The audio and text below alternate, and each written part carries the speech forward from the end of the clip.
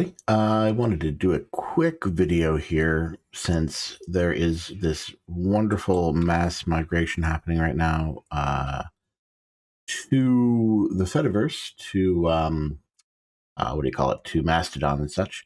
I wanted to do a quick little video that was going to talk about my recommendations for getting started. So let's say you're brand new, you have no idea what to do, where to start. Let's take a look at that. So first of all, really quick, Mastodon is one of the software systems, platforms that make up a kind of this larger network called the Fediverse. What is it? It's a bunch of different types of servers that are all kind of social media related, which all speak the same language. So kind of like email does, you know, you could have your email hosted on Gmail. You could have it hosted with, who's around now? Fastmail, Lavabit. And you can communicate with each other, right? But you're all speaking email. You don't need to email other Gmail users because you have Gmail and whatnot. It's the same thing here, right? It's not one server, it's many servers, but they're all speaking the same language. So the hard part for new users is, which server do you start with? And I'm going to help you out a little bit here. There's this lovely site called instances.social, and it's like a little wizard to help you kind of find your home. So I'm going to run through it real quick with you and kind of show you my recommendations. What languages do you speak? I'm going to go with English. Would you prefer an instance with a user count? Now, here's an interesting thing. Coming from Twitter, a lot of people will think, oh, I want a big instance because I want to be able to reach a lot of people. That's not necessarily the case, though. Remember, everybody on the network, on the whole Fediverse network, can communicate. So you already have access to everybody. What they're asking here is, on your local server, what size do you want? And in this case, I find a sweet spot is somewhere between like 2,500 to 1,000. So I'm going to say less than 1,000. Now, moderation rules. I personally don't like to get surprised with nudity or pornography without tags on my instance. I might have people walking around and I want to just be able to scroll freely. So I'm going to say that should be forbidden. That should be forgiven. And if they have the tag, then I'm fine. Links to illegal content, let's say no. Spam, no. Advertising, why? No. And spoilers without content warning. Now, this is my personal preferences. I hate spoilers. All right, so that sets some tags for me here, and now I've got a little search going. Now, it looks like it didn't pick up my user counts here, so I'm going to say 250. What did I say, 2,500 before? No, 250 to 1,000. Like I said, that's what I think of as the sweet spot for a home instance. And that's going to give me this wonderful list, and it shows me kind of their user count, what type of server it is, if it's a general one or if it's for fandom, for religion, for motion graphics. And remember, whatever you pick here, you still have access to everybody. What this is doing is creating a local community for you. And why is that important? Well, once you get into Mastodon, you have access to several different timelines. By default, when you first load, I believe you will be in, oh boy, I haven't changed this back in a long time here. No. Yes, advanced mode. Okay. When you first load up into Mastodon, it's going to look like this, and you'll have a single timeline here and a bunch of things on the side. One of the things on the side is this local bar. That is your instance, your server. Now, in my case, I'm on tilde.zone. So this is all people on tilde.zone. And that's great. If you've picked an instance, a smaller instance, especially one that follows your kind of interests, you know, maybe that's a fandom, maybe that is representing LGBT, here we go, gay communist nerds, right?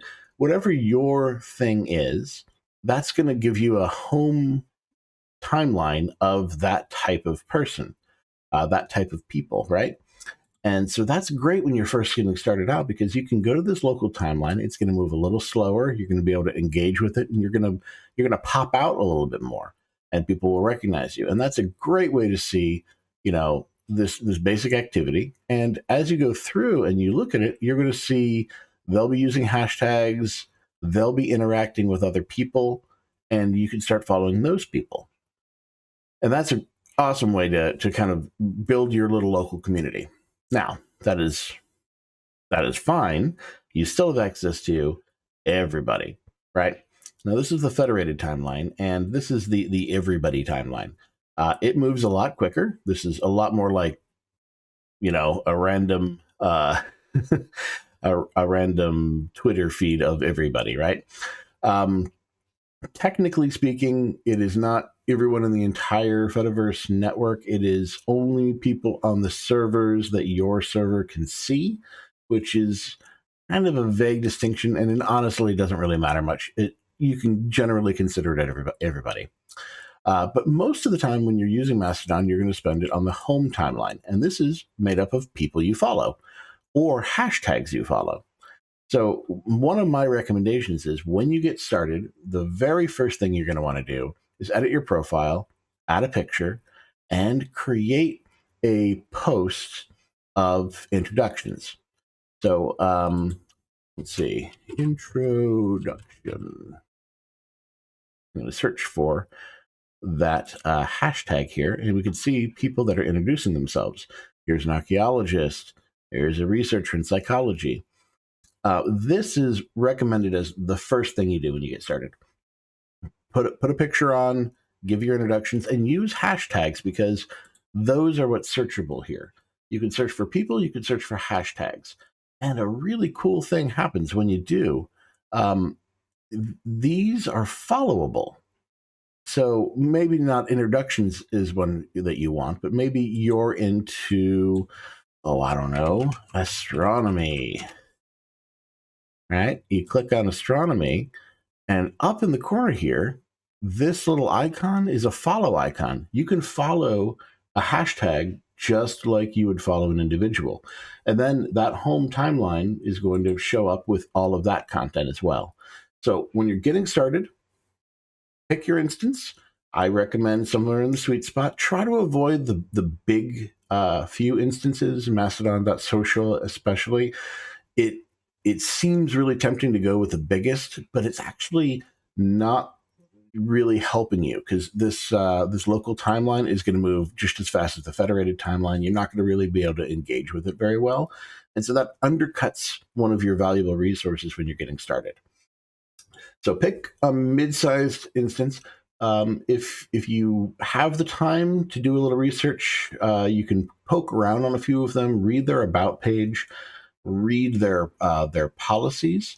A lot of them, when you click on, let's say, about here, tilde zone, they'll give you a little blurb about that server, about their server rules, and each server has a different set of mores that you need to follow.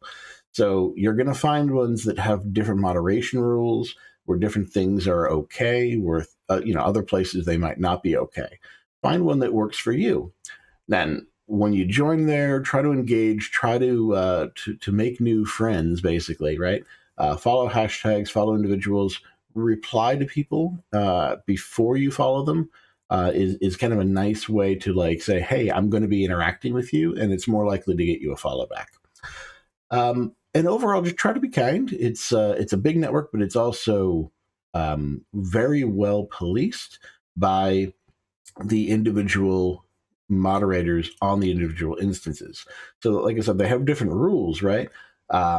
If your instance has rules and you're seeing content coming in that is not following those rules, you have the ability to flag that. Well, individually, you can block it yourself. You can mute it so that you don't see it, but you can also report it, and that report will go to your admin and to that other person's admin as a flag, and you can mark the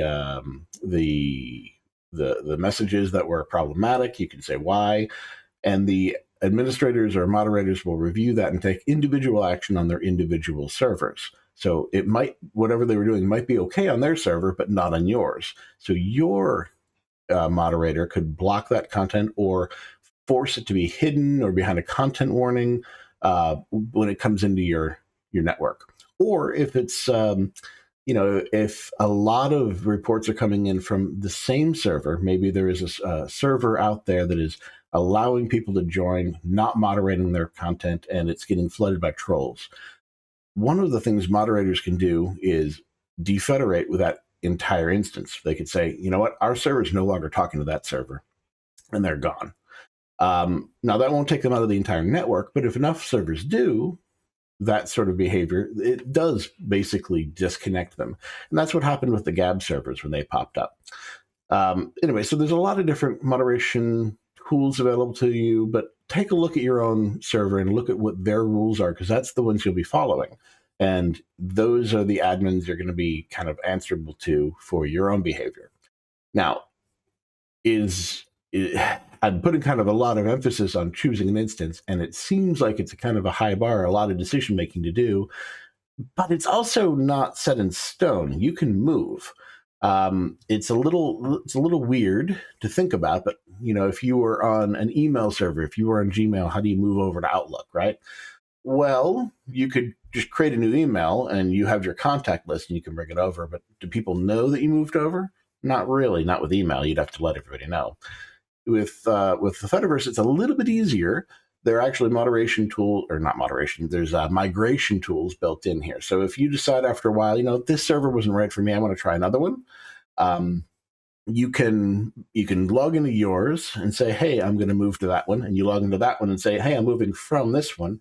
And it'll automatically move over your followers and the people that you're following. It won't move over your past message behavior. That is kind of attached to the old account, and it's kind of a byproduct of the whole network. You can't retroactively say, no, all of those messages now belong over here.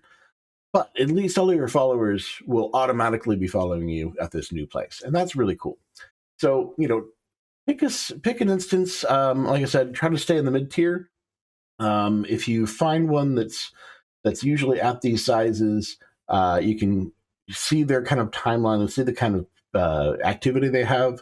But the chances are, if they're at that size, if they're close to 1,000 users, 500 users, they've been around a little while, they probably have some stability. So you're not joining an instance with like 10 people, which who knows if that admin is going to stick around and keep up with it.